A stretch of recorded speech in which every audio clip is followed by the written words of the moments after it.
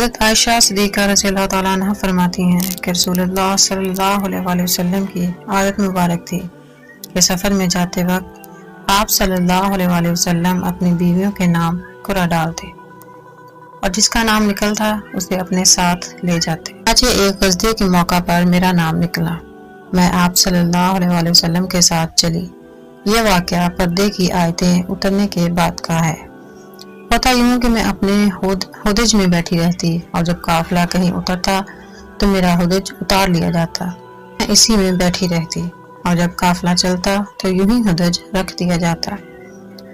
ہم غزوے پر گئے، ان حضرت رضی اللہ تعالیٰ عنہ فرماتے غزوے پر گئے، ان حضرت صلی اللہ علیہ وسلم غزوے سے فارغ ہوئے اور واپس لوٹے، مدینے کے قریب آ گئے، رات کو چلنے کی آواز لگائی گئی۔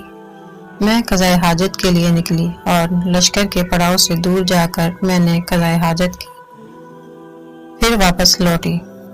لشکر گاہ کے قریب آ کر میں نے اپنے گلے کو ٹٹولا تو ہار نہ پایا۔ میں واپس اس کے ڈھونڈنے کے لیے چلی گئی اور تلاش کرتی رہی۔ یہاں یہ ہوا کہ لشکر نے کوچ کر دیا۔ جو لوگ میرا ہودج اٹھاتے تھے انہوں نے یہ سمجھ کر کہ میں حسب عادت اندر ہی ہوں، ہودج اٹھا کر اوپر رکھ دیا اور چل پڑے۔ اس وقت تک عورتیں نہ کچھ ایسا کھاتی پیتی تھی، نہ وہ بھاری بدن کی بوجھل تھی۔ میرے ہودج کے اٹھانے والوں کو میرے ہونے یا نہ ہونے کا متعلق پتہ نہ چلا، اور میں اس وقت اوائل عمر کی تو تھی ہی، الغرض بہت دیر کے بعد مجھے میرا ہار مل گیا۔ یہاں میں جب پہنچی تو کسی آدمی کا نام نشان بھی نہ تھا، نہ کوئی پکارنے والا، نہ جواب دینے والا۔ میں اپنے نشان کے مطابق وہیں پہنچی جہاں ہمارا اونٹ بٹھایا گیا تھا اور وہیں انتظار میں بیٹھ گئی کہ جب آپ صلی اللہ علیہ وسلم آگے چل کر میرے نہ ہونے کی خبر پائیں گے تو مجھے تلاش کرنے کے لیے یہیں آئیں گے۔ مجھے بیٹھے بیٹھے نیند آ گئی۔ اتفاق سے حضرت صفوان بن معطل سلمی ذکوانی رضی اللہ تعالیٰ عنہ جو لشکر کے پیچھے رہے تھے وہ پچھلی رات کو چلے تھے، صبح کے چاندنی میں یہاں پہنچ گئے۔ ایک سوتے ہوئے آدمی کو دیکھ کر خیال آنا تھا، غور سے دیکھا تو چونکے پردے کے حکم سے پہلے مجھے وہ دیکھتے ہی پہچان گئے اور بآواز بلند ان کی زبان سے نکلا، ان للہ و انا الیہ راجعون۔ ان کی آواز سنتے ہی میری آنکھ کھل گئی، ادھر سے اپنا منہ ڈھانپ کر سنبھل بیٹھی۔ انہوں نے جھٹ سے اپنے اونٹ کو بٹھایا اور اس کی ٹانگ پر اپنا پاؤں رکھا۔ میں اٹھی اور اونٹ پر سوار ہو گئی۔ انہوں نے اونٹ کو کھڑا کر دیا اور بھگاتے ہوئے لے چلے۔ قسم خدا کی نہ وہ مجھ سے کچھ بولے نہ میں نے ان سے کوئی بات کی، نہ سوائے ان للہ کہ میں نے ان کے منہ سے کوئی کلمہ سنا۔ دوپہر کے قریب ہم اپنے قافلے میں مل گئے، بس اتنی سی بات کا ہلاک ہونے والوں نے بتنگڑ بنا لیا۔ ان کا سب سے بڑا اور بڑھ بڑھ کر باتیں بنانے والا عبداللہ بن ابی بن سلول تھا۔ مدینے میں آتے ہی میں بیمار پڑ گئی اور مہینے بھر تک بیماری میں گھر میں ہی رہی۔ نہ میں نے کچھ سنا نہ کسی نے مجھ سے کہا۔ جو کچھ ہول گباڑا لوگوں میں ہو رہا تھا میں اس سے بے خبر تھی۔ البتہ میرے دل میں یہ خیال بسا اوقات گزرتا تھا کہ رسول اللہ صلی اللہ علیہ وسلم کی محروم محبت میں کمی کی کیا وجہ ہے۔ بیماری میں عام طور پر جو شفقت حضور صلی اللہ علیہ وسلم کو میرے ساتھ ہوتی تھی، اس بیماری میں وہ بات نہ پائی تھی۔ اس لیے مجھے رنج تو بہت تھا مگر کوئی وجہ معلوم نہ تھی۔ بس ان حضرت صلی اللہ علیہ وسلم تشریف لاتے، سلام کرتے اور دریافت فرماتے طبیعت کیسی ہے، اور کوئی بات نہ کرتے۔ اس سے مجھے بڑا صدمہ ہوتا، مگر بہتان بازوں کی تہمت سے میں بالکل غافل تھی۔ اس وقت تک گھروں میں بیت الخلاء کا انتظام نہ تھا اور عرب کے قدیم عادت کے مطابق ہم لوگ میدان میں قضائے حاجت کے لیے جایا کرتے تھے۔ عورتیں عموماً رات کو جایا کرتی تھیں۔ گھروں میں بیت الخلاء بنانے پر عام طور پر نفرت کی جاتی تھی۔ حسب عادت میں ام مستع رضی اللہ تعالی عنہ بنت ابی رحم ابن عبد المطلب بن عبد مناف کے ساتھ قضائے حاجت کے لیے چلی۔ اس وقت میں بہت ہی کمزور تھی۔ یہ ام مستع رضی اللہ تعالی عنہ میرے والد رضی اللہ تعالی عنہ کی خالدہ تھی۔ ان کی والدہ صخر بن عامر کی لڑکی تھیں۔ ان کے لڑکے کا نام مستع بن اساسہ بن عباد بن عبد المطلب تھا۔ جب ہم واپس آنے لگے تو حضرت ام مستہ رضی اللہ تعالیٰ عنہا کا پاؤں چادر کے دامن میں الجھا اور بے ساختہ ان کے منہ سے نکل گیا کہ مستہ غارت ہو۔ مجھے بہت برا لگا اور میں نے کہا تم نے بہت برا کلمہ بولا، توبہ کرو، تم اسے گالی دیتی ہو جس نے جنگ بدر میں شرکت کی۔ اس وقت ام مستہ نے کہا بھولی بی بی آپ کو کیا معلوم میں نے کیا کہا؟ انہوں نے فرمایا وہ بھی ان لوگوں میں ہے جو آپ کو بدنام کرتے پھرتے ہیں۔ مجھے سخت حیرت ہوئی، میں ان کے سر ہو گئی کہ کم از کم مجھے سارا واقعہ تو کہو۔ اب انہوں نے بہتان باز لوگوں کی تمام کارستانیاں مجھے سنائی۔ میرے تو ہاتھوں کے پسینے اڑ گئے، رنج و غم کا پہاڑ مجھ پر ٹوٹ پڑا۔ مارے صدمے کی میں تو اور بیمار ہو گئی۔ بیمار تو پہلے سے ہی تھی، اس خبر نے تو نڈھال کر دیا۔ جوں توں کر کے گھر پہنچی، اب صرف یہ خیال تھا کہ میں اپنے میکے جا کر اور اچھی طرح معلوم تو کر لوں کہ کیا واقعی میری نسبت ایسی افواہ پھیلائی گئی ہے اور کیا کیا مشہور کیا جا رہا ہے۔ اتنے میں رسول اللہ صلی اللہ علیہ وسلم میرے پاس تشریف لائے اور سلام کیا اور دریافت فرمایا کہ کیا حال ہے۔ میں نے کہا اگر آپ صلی اللہ علیہ وسلم اجازت دیں تو میں اپنے والد رضی اللہ تعالیٰ عنہ کے ہاں ہوا ہوں۔ آپ صلی اللہ علیہ وسلم نے اجازت دے دی۔ میں یہاں آئی، اپنی والدہ سے پوچھا کہ اماں جان لوگوں میں میرے متعلق کیا باتیں پھیل رہی ہیں۔ انہوں نے فرمایا بیٹی یہ تو نہایت معمولی بات ہے، تم اتنا اپنا دل بھاری نہ کرو۔ کسی شخص کی اچھی بیوی جو اسے محبوب ہو اور اس کی سونکنی بھی ہو، وہاں ایسی باتوں کا کھڑا ہونا تو لازمی امر ہے۔ میں نے کہا سبحان اللہ، کیا واقعی لوگ میری نسبت ایسی افواہیں اڑا رہے ہیں؟ اب تو مجھے رنج و غم نے اس قدر گھیرا کہ بیان سے باہر ہے۔ اس وقت سے جو رونا شروع ہوا واللہ ایک دم بھر کے لیے میرے آنسو نہیں تھمے۔ میں سر ڈال کر روتی رہی، کہاں کا کھانا پینا، کہاں کا سونا جاگنا اور کہاں کی بات چیت، بس رنج و عالم اور رونا ہے اور میں ہوں۔ ساری رات اسی حالت میں گزری کہ آنسوؤں کی لڑی نہ تھمے۔ دن کو بھی یہی حال رہا۔ ان حضرت صلی اللہ علیہ وسلم نے حضرت علی رضی اللہ تعالیٰ عنہ کو اور حضرت اسامہ بن زید رضی اللہ تعالیٰ عنہ کو بلایا۔ وہی میں دیر ہوئی، خدا تعالیٰ کی طرف سے آپ کو کوئی بات معلوم نہ ہوئی تھی، اس لیے آپ صلی اللہ علیہ وسلم نے ان دونوں حضرات سے مشورہ کیا کہ آپ صلی اللہ علیہ وسلم مجھے الگ کر دیں یا کیا کریں۔ حضرت اسامہ رضی اللہ تعالیٰ نے صاف کہا کہ اے اللہ کے رسول، ہم آپ کی اہل پر کوئی برائی نہیں جانتے، ہمارے دل تو ان کی محبت، عزت اور شرافت کی گواہی دینے کے لیے حاضر ہیں۔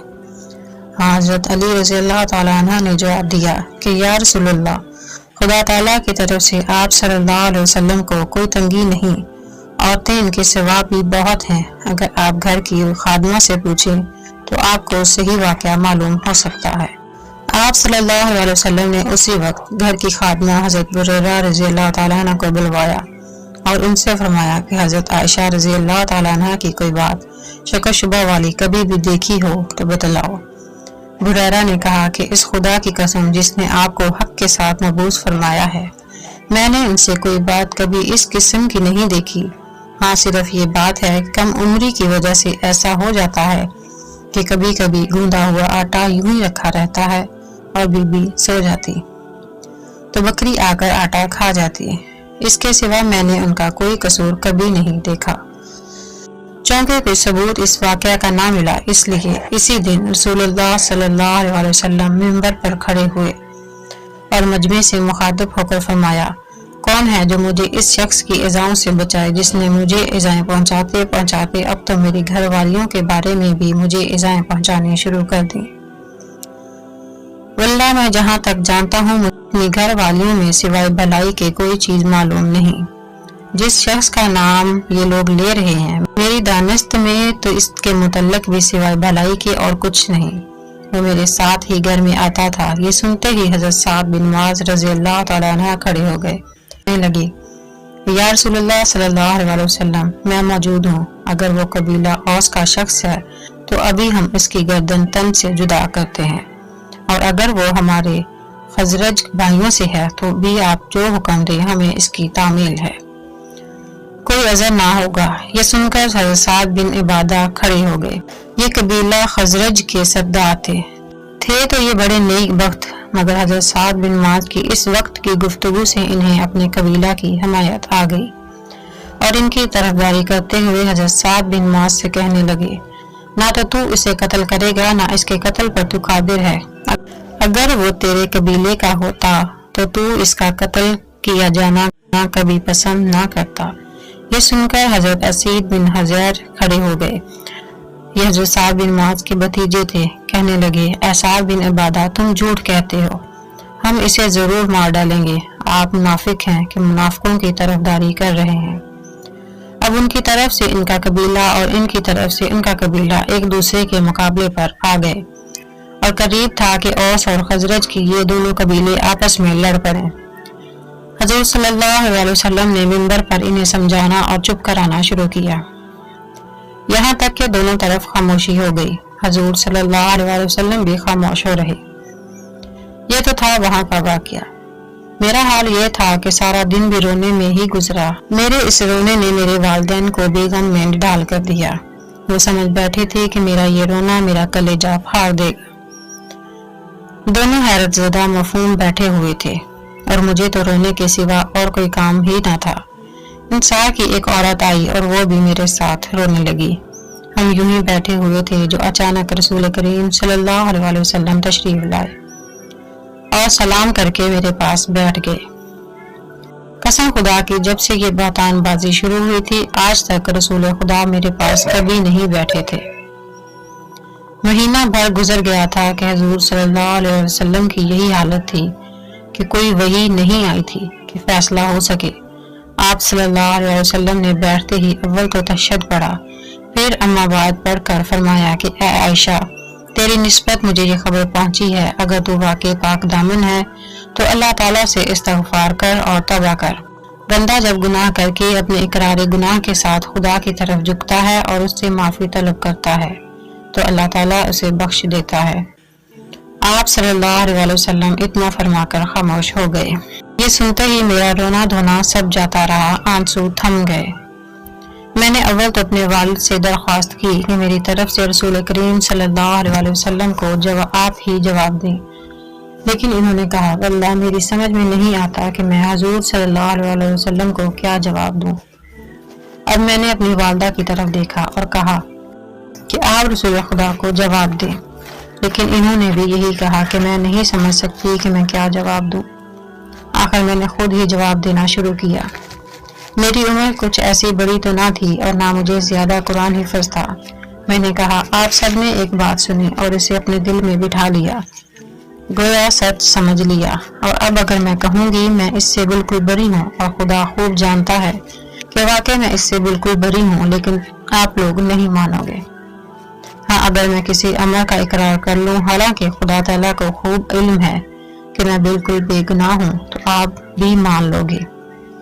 میری اور آپ کی مثال تو بالکل حضرت ابو یوسف صلی اللہ علیہ وسلم کا یہ قول ہے، صبر جمیل واللہ المستعان علی ما تصفون، بس صبر ہی اچھا ہے جس میں شکایت کا نام ہی نہ ہو، اور تم جو باتیں بناتے ہو ان میں اللہ تعالیٰ ہی میری مدد کرے۔ اتنا کہہ کر میں نے کروٹ پھیر لی اور اپنے بستر پر لیٹ گئی۔ باخدا مجھے یقین تھا کہ چونکہ میں پاک ہوں اللہ تعالیٰ میری برات اپنے رسول کو ضرور معلوم کرا دے گا، لیکن یہ تو میرے گمان میں بھی نہ تھا کہ میرے بارے میں قرآن کی آیتیں نازل ہوں گی۔ میں اپنے آپ کو اس سے بہت کم تر جانتی تھی کہ میرے بارے میں کلام خدا کی آیتیں اتری۔ ہاں، مجھے زیادہ سے زیادہ یہ خیال ہوتا تھا کہ ممکن ہے کہ خواب میں اللہ تعالیٰ حضور صلی اللہ علیہ وسلم کو میری برات دکھا دیں۔ واللہ ابھی تو نہ رسول کریم صلی اللہ علیہ وسلم اپنی جگہ سے ہٹے تھے اور نہ گھر والوں میں سے کوئی گھر کے باہر نکلا تھا کہ حضور صلی اللہ علیہ وسلم پر وحی نازل ہونا شروع ہو گئی اور چہرے پر وہی نشان ظاہر ہوئے جو وحی کے وقت ہوتے تھے، اور پیشانی مبارک سے پسینے کی پاک بوندیں ٹپکنے لگی۔ سخت سردی میں بھی وحی کے نازل ہونے کی یہی کیفیت ہوا کرتی تھی۔ جب وحی اتر چکی تو ہم نے دیکھا حضور صلی اللہ علیہ وسلم کا چہرہ ہنسی سے شگفتہ ہو رہا ہے۔ سب سے پہلے آپ صلی اللہ علیہ وسلم نے میری طرف دیکھ کر فرمایا کہ عائشہ خوش ہو جاؤ، اللہ تعالیٰ نے تمہاری برات نازل فرما دی۔ اسی وقت میری والدہ نے فرمایا کہ بچی حضور صلی اللہ علیہ وسلم کے سامنے کھڑی ہو جا۔ میں نے جواب دیا کہ واللہ نہ تو میں آپ صلی اللہ علیہ وسلم کے سامنے کھڑی ہوں اور نہ سوائے اللہ تعالیٰ کے کسی اور کی تعریف کروں۔ اسی نے میری برات اور پاکیزگی نازل فرمائی ہے، اس لیے میں تو اسی کی تعریف کروں گی اور اسی کا شکریہ ادا کروں گی۔